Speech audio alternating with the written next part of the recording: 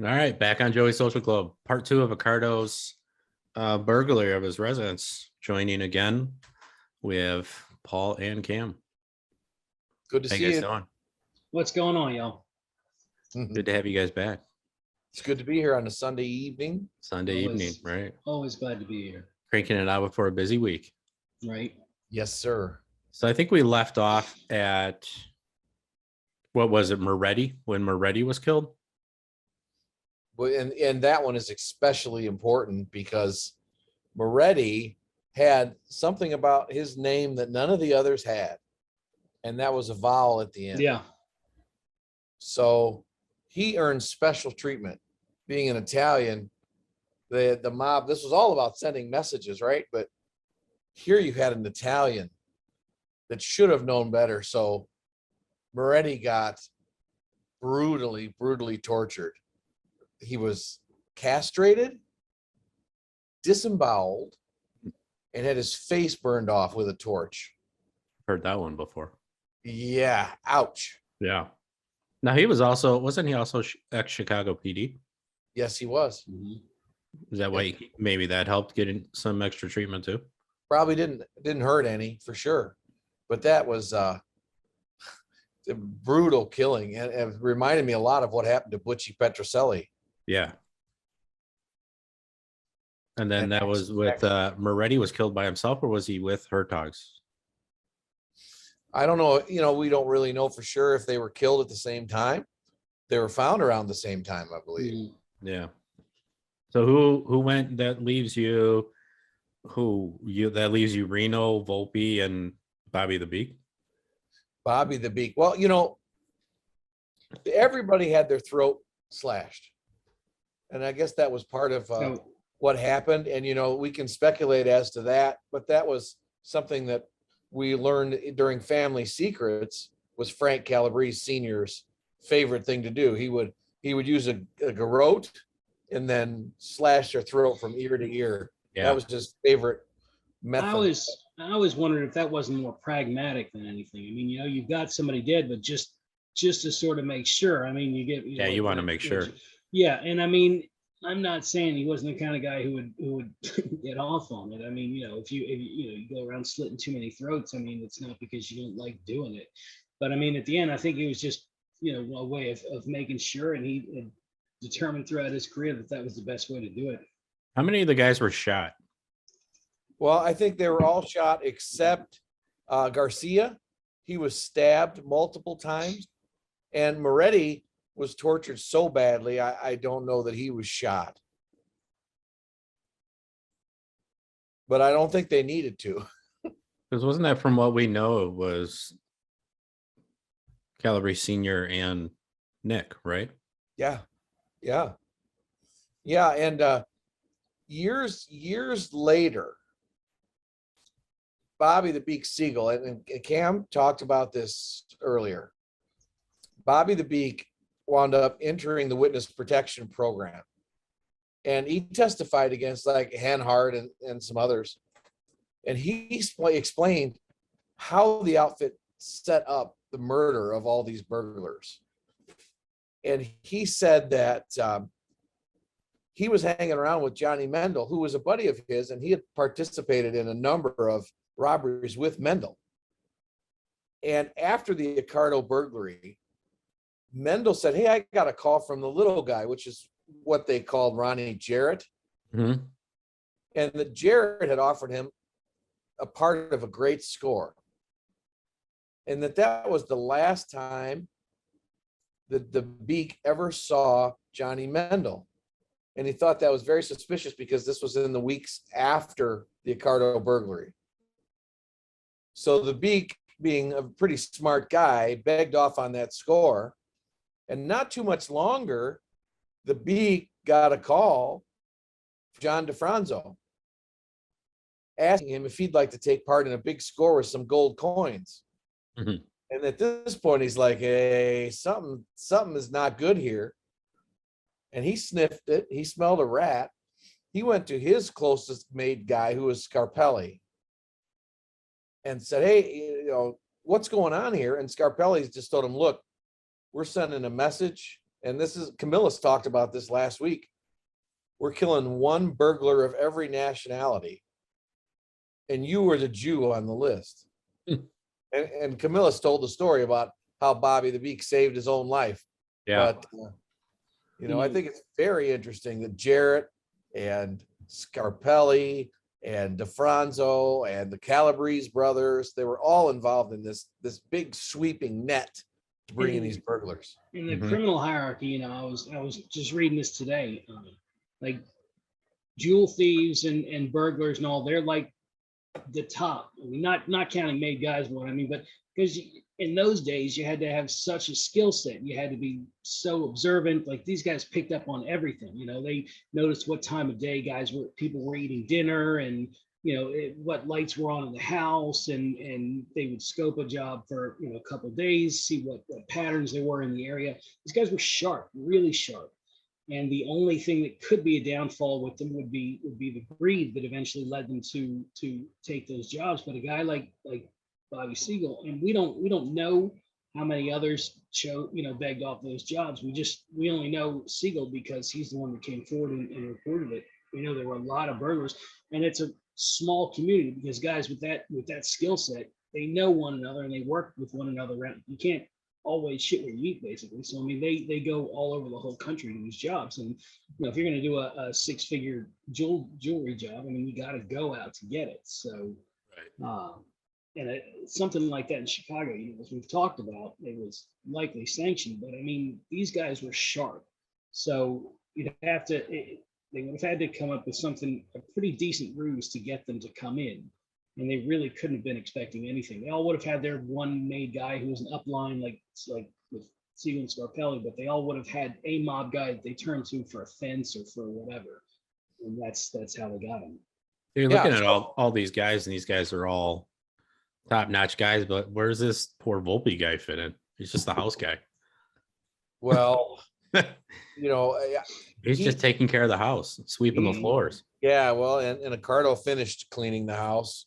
Volpe spent an awfully long time in front of the grand jury, and I think it spooked everybody. So, and I've heard different things about, well, they just sent him back to Italy. They did this, they did that. But I don't know. When you find his personal effects in Accardo's incinerator. I was going to say, didn't they find part of him in the basement? Yeah, They found his partial, yeah. Yeah. Yeah, it was either that or as part of his glasses. That's right. Maybe it was just burning the garbage before he left for Italy, and the stuff fell in, and he just left it there. Yeah, that's probably exactly what Carl Walsh would say. I mean, that could be. You never know. Could be. It could have happened that way. There's nobody to say different. Right. It's just bad luck. Horrible luck. But the guy was 75, and he had served Accardo, and he had his trust, but it was a big deal, I think, to off a 75-year-old and then a civilian, really. Yeah.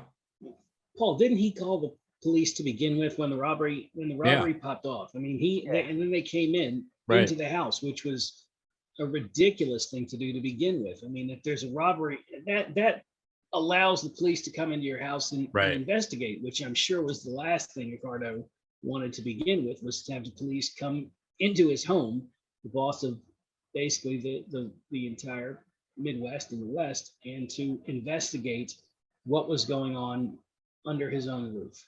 Yeah, I mean, I think you would think that, like, if you were Ricardo, the first thing he would do is look at this guy and be like, "You've known me for how long?" You think that's the first thing you should do is call the police? I can't imagine what was going through his head. Yeah, about coming for stolen jewelry too. Right. I just can't imagine the fury that Accardo had to have felt, that after all these years at the top, that some burglar would dare to break into his home like that. Yeah. I can't imagine anything like that.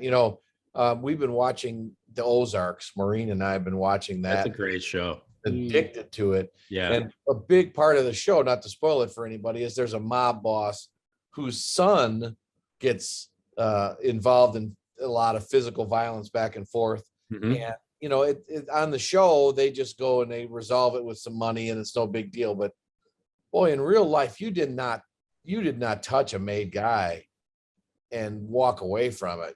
No, And you weren't throwing money at it to fix it. no, there was no fixing it. And this is a story of just his house. You can imagine what would have happened if it had been a family member. But What you, Go Okay, ahead. so question Well, is, was anything that what was you- stolen ever recovered? From you mean from Levinson's or from Accardo's house? Because nothing was taken from yeah, just Accardo's the house. jewels. Yeah, from Levinson's. Yes, Mhm. yes, the jewels were recovered by Accardo. So Accardo picked up the phone and called Spilatro and said, "I want to know who's involved." And Spilatro had been a burglar for years in the '60s before he went to Vegas, and he knew right away Johnny Mendel right away. And so they went from there right down the list. And so, yeah, they gave the stuff back to Levinson. But like we talked about last time, I'm sure Levinson paid a hefty price for the assistance of Accardo. And what you got to think about in the 70s, what was going on. I mean, this is, basically the baby boomer generation, when they were at the height of their, that's when you've got all these young Turks. And you look at the cast of characters who were in the outfit, and all these guys who were born in between 1938 and 1945. These young guys who all came up during the 70s. That's when you have all this violence and all this shooting and all this everything, because you have all these young Turks in every crew who are coming up, and they're really pushing the boundaries of what they can do and what they can't. And I think that's why you got these guys who think, well, the old man's past his prime. He doesn't have it anymore. And really, I think these guys were just feeling their oats. They looked around, they saw a much younger crop of guys coming up. I mean, otherwise, I can't imagine why they would break into a mob boss's home if they didn't think, well, the young guys are on the move. You saw it in Cleveland. You saw young guys moving against the bosses. You saw it in Kansas City, young guys moving against the bosses. Rochester. It was going on around the country. These young mobsters were pushing back against the old guard, and most times they did it unsuccessfully. I would say 9 times out of 10 it was unsuccessful, but it really was a phenomenon that was happening in the underworld around the country. Yeah, but of all bosses, you're going to push back against Ricardo? He was the Hard only to one that they believe. had. It's amazing. But Camillus is absolutely right. I mean, this is the late '70s. Turk Torello is on the rise before his death at about this time, right? He died in '78. 78. So at about this time, they're seriously thinking about making Turk Torello the boss. Ayupa's ailing. He's going to have his heart attack here shortly. Jackie Cerrone is still in prison, right? Right. For the bomb. Yeah. Bombasino. And so the young Turks, that's where the name probably came from. Turk Torello are looking to take over things. Well, after all that, all these guys disappear. Volpe disappears. Yeah. Nothing ever comes of it. Nothing ever comes of it. And even more interesting. Well, nothing legally ever comes of it. No. Right. But there was a grand jury investigation, which wound up the grand jury. They issued a search warrant for Accardo's home, and they did find, interestingly, $275,000 in cash, some of which was bundled with the Valley Bank of Las Vegas bundles. So now, how do you explain that exactly? He was out, wasn't he out west? He was just stopping by on vacation, cashing a Right. check. Gambling. Cash Proceeds. traveler's checks. Right. It was traveler's checks, his pocket, pocket money coming through Vegas, wanted to gamble.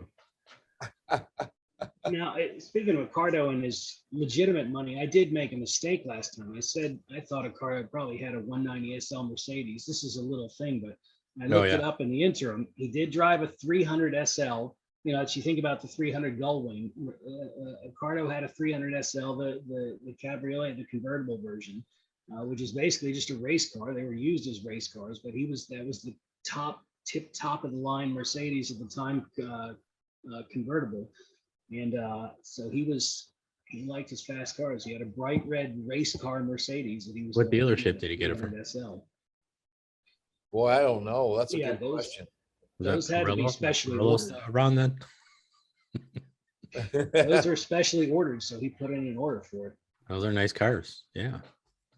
I like the gull wing version better, but Yeah, I'm a gull wing. Yeah, but boy, those can be interesting to open. Yeah, they're Yeah. uncomfortable. to well, sit especially if in. you're a big guy. Exactly. It's like the kind of car you get in, you can't get out. You look like an idiot trying to get out. Yep. Yeah, exactly. The older I get, the more creative I have to figure out ways to get out of my car. Yeah. It's not as easy as it used to be. Yep. So So they get a search warrant for the house. They find out that cash. What comes of that? Nothing. not a damn thing. Interesting, isn't it? It really is. I mean, how in the world, in what reality did they find all these dead bodies, all tied to a burglary in your house, and they find some remains in your house and 275,000 in cash, and nothing happens? I mean, I'm sure what world everybody, were we living in? Got good Christmas bonuses that year. Oh, geez. I mean, something. Yeah. Well, I mean, this is the 70s Chicago. Bill Hanhart is out running around, and leading the investigation into these kind of things, taking Yeah. $1,000 a week from the outfit and a new car every 2 years, and committing his own burglaries with his own burglary crew. Right. And he's the chief of detectives. So I guess anything was possible, right? Yeah. Oh, absolutely. So And he was just one guy that shows the Right. the tentacles that they had. I mean, that's just one cop.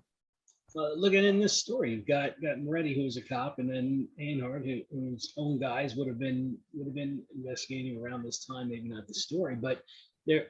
When you look at these, there's so many instances of guys who were cops or who were ex cops or who were involved in sheriff's office or something, law enforcement, who are moonlighting as outfit guys. So there were so many cops who were on the take.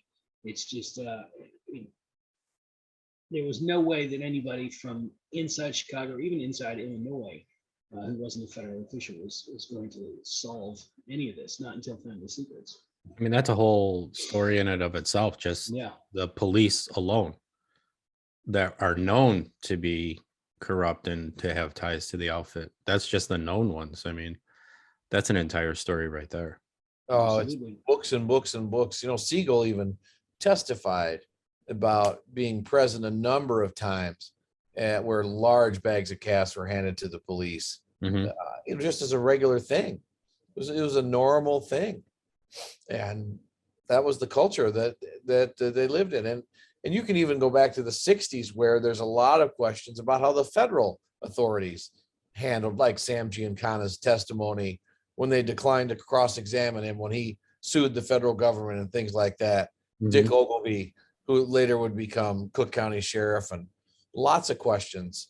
Now, later, of course, the feds seemed to get their act together, obviously, but for a very long time, there were an awful lot of questions of corruption on the federal level, all the way back to Paul Ricca's release in the 40s. They had corruption all the way up to even in Family Secrets. I remember during Family Secrets, the marshal. Yeah.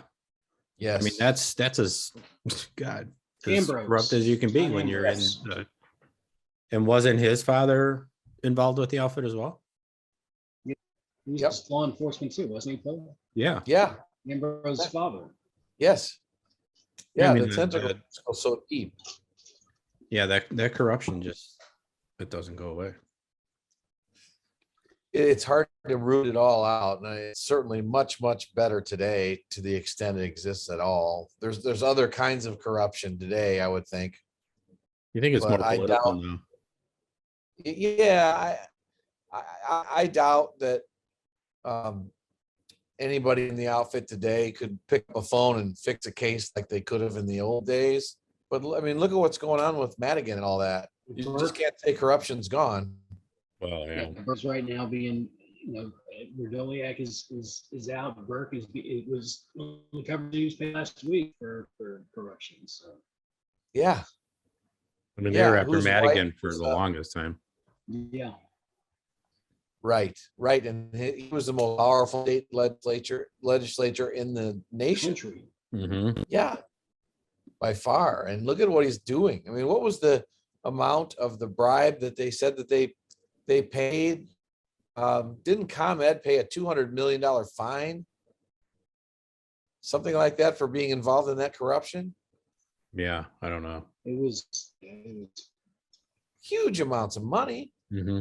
you know, you had who was the I was gonna say who's the governor, but I guess I'd have to be more specific. Ron, you know, the one who was on The Apprentice, and who was the guy Oh, the guy with the hair. the guy who hit somebody with a car. It was, I mean, you just go through the line. It was governor after governor after governor.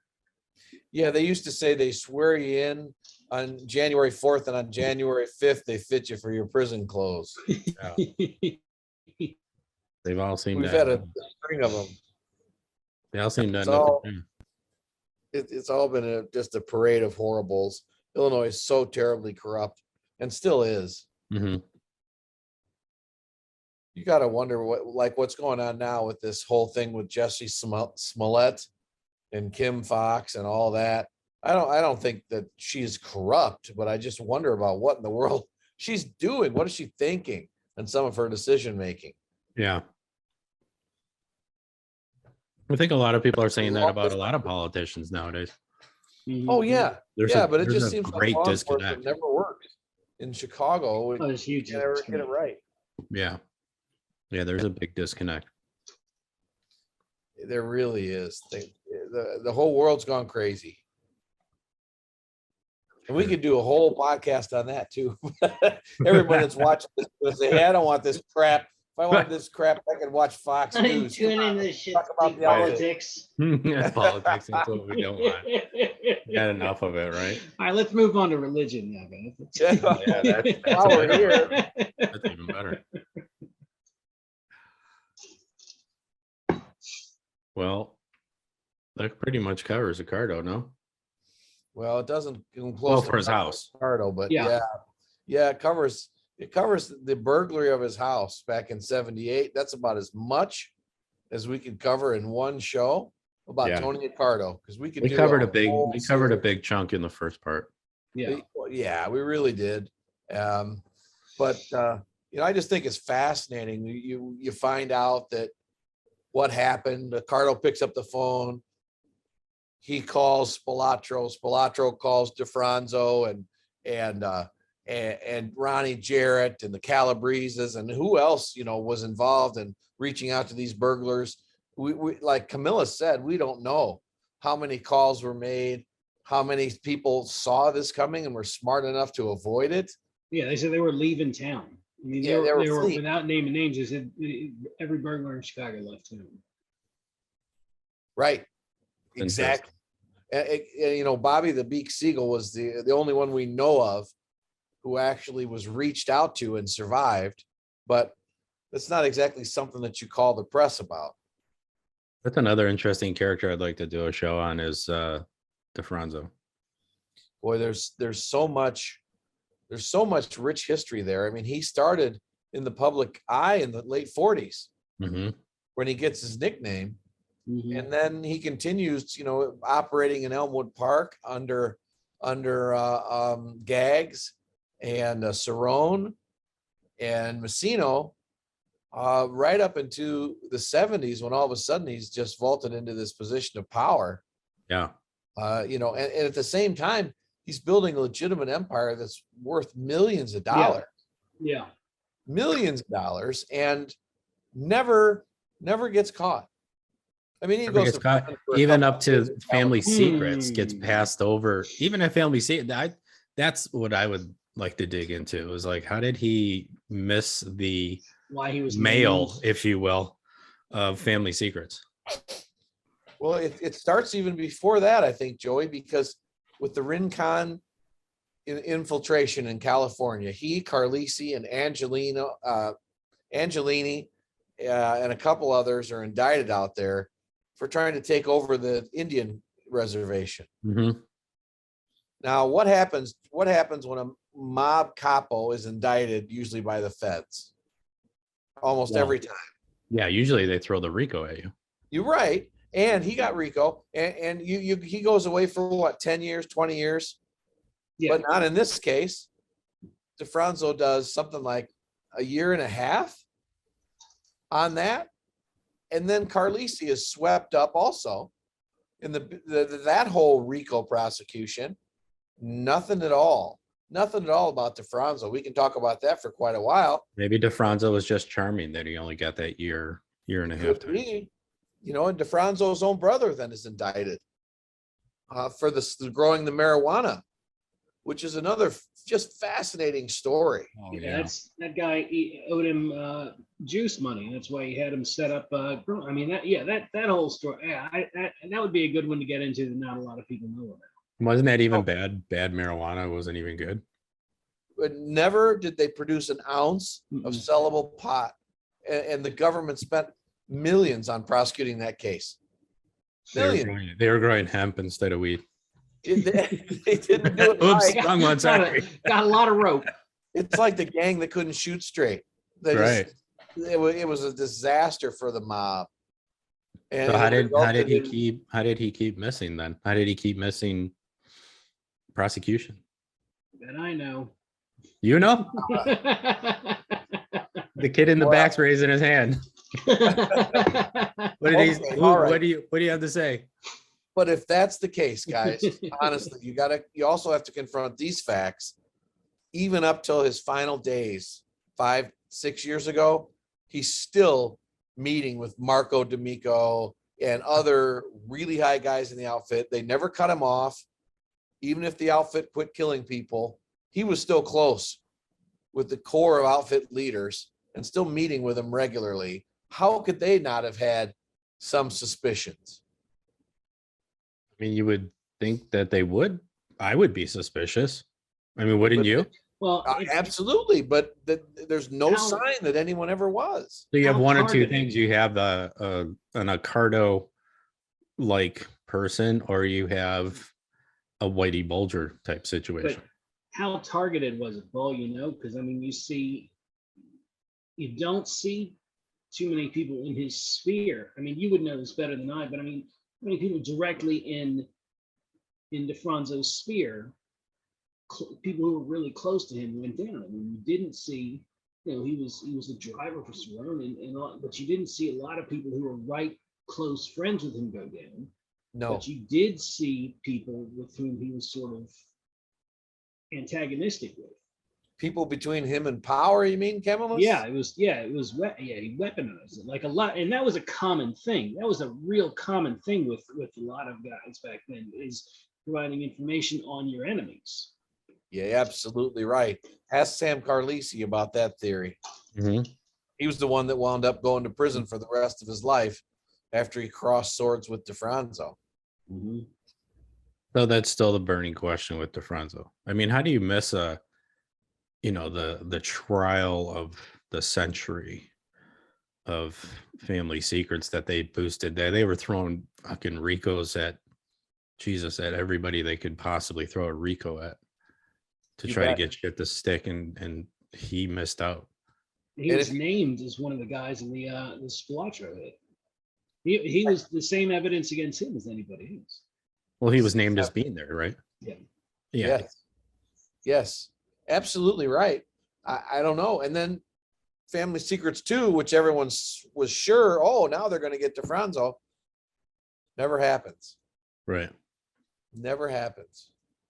And he was a big guy at that time. The biggest, probably. The guy. Mm-hmm. Probably. So how do you miss him and throw stuff at Marcelo and Calabrese and Joey and the other two, Shiro and the old cop? You got to wonder about Twan Doyle. Yeah, Twan Doyle. I mean, most of the other guys pleaded out or, all of that stuff early, but then just nothing. Defronzo he sits at home and watches it on TV. The way I have to state it, for me anyway, is I've never seen any hard evidence. No, never ever cooperated. No. I've never seen one shred of it. No. Even though people have told me, I mean, there are people out there, and you know who exactly I'm talking about, who would say, oh yeah, I've seen the 302s, Yeah. or I saw him with the feds or whatever. Yeah. But I've never seen a shred of hard evidence. I just see the circumstantial evidence. Yeah. And I mean, I've heard it from a handful of people, and it's the same story, but there's never been a piece of paper that I've seen. Never has. And when I talk to people who were close to him, they would say, well, I saw him interacting with all these other people, and there was never a hint of mistrust.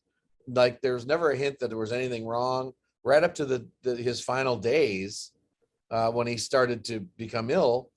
They would say everything was as normal and no suggestion that there was something wrong. Yeah, I have a good friend that I see all the time, and I mean, he grew up around the family. They used to take the kids to the farm up north and stuff, and he said, I heard all that stuff before. That's all bullshit. He never did any of that stuff.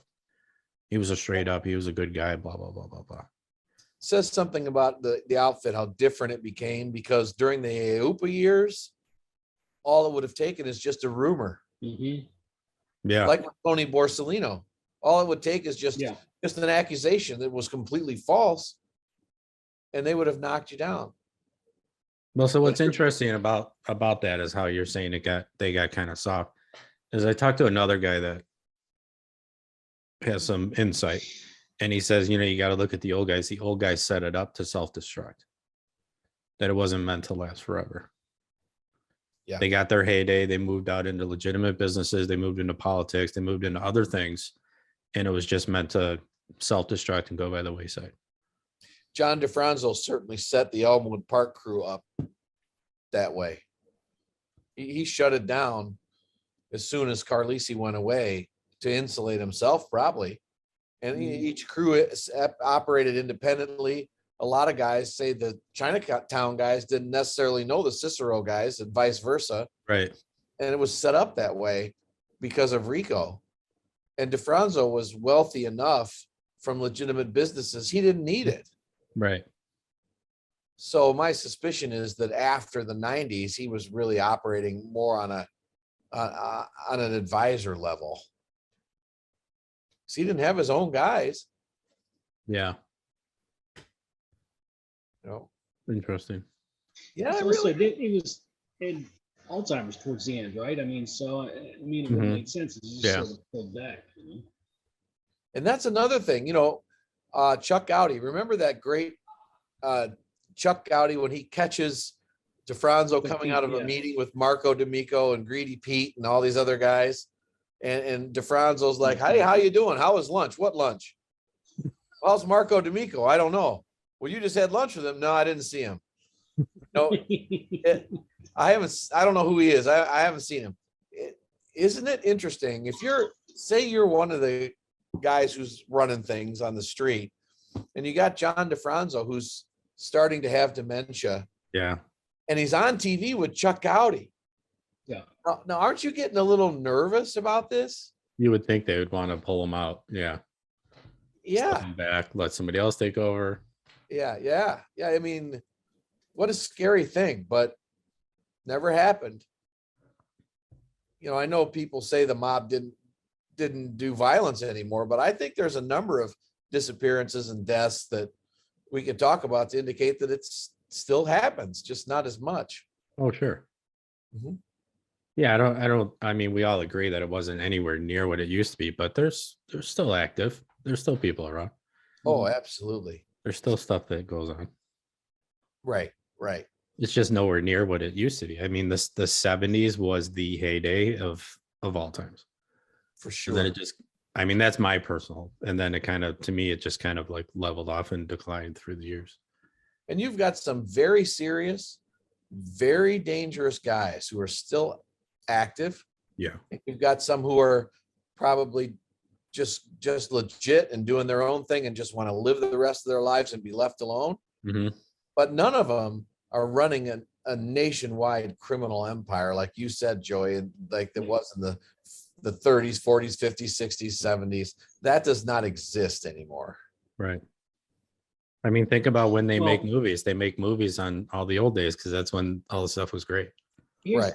the shit of it is they've legalized every old racket and it's been taken over by the corporation, whether it's Sure. gambling, whether it's loan sharking, every single racket. I mean, you've got pharmaceutical companies that are making billions and they're lying. I mean, so even narcotics has been taken over by the corporations. Every single racket has been taken over, Well, corporatized. when we did the other show and we had Gab on there, he said that. He said we were just businessmen.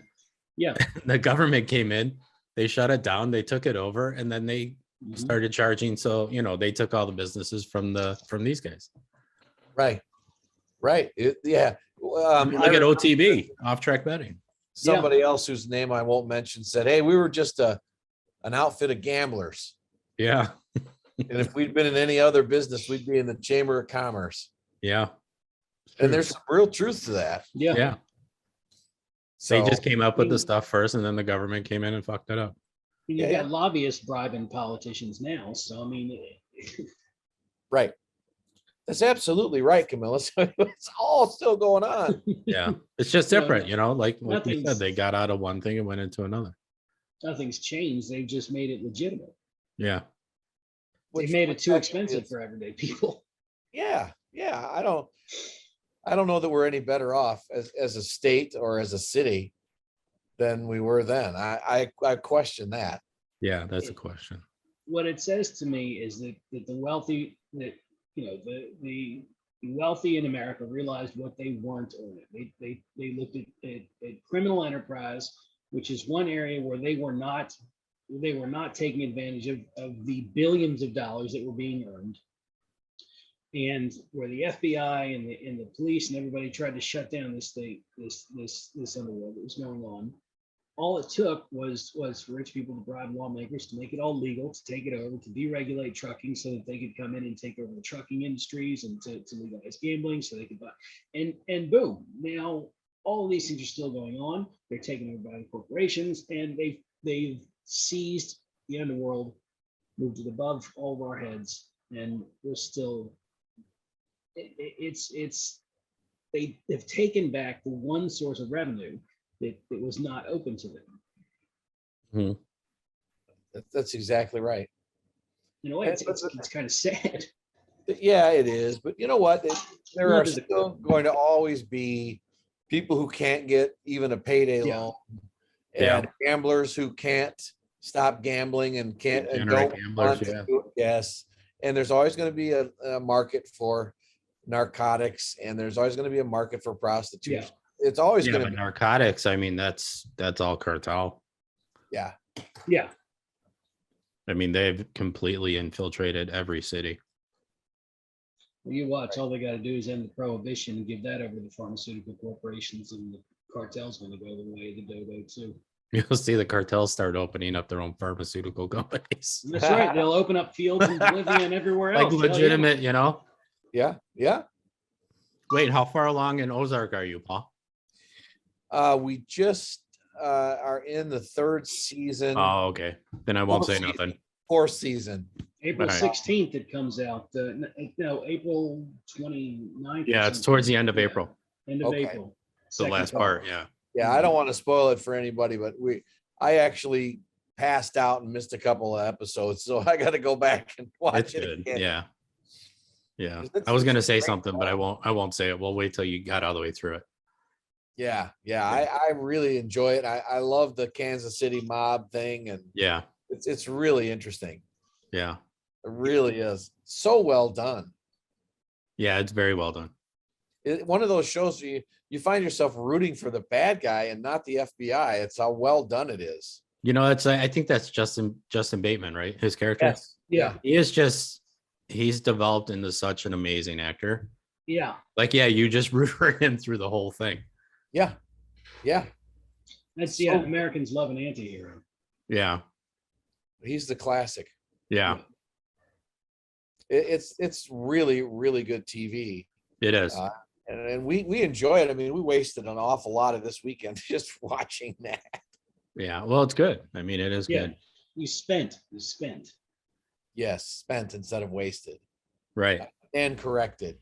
All right, so that wraps us out on Accardo.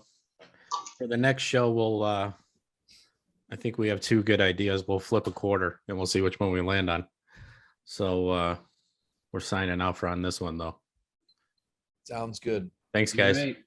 Absolutely.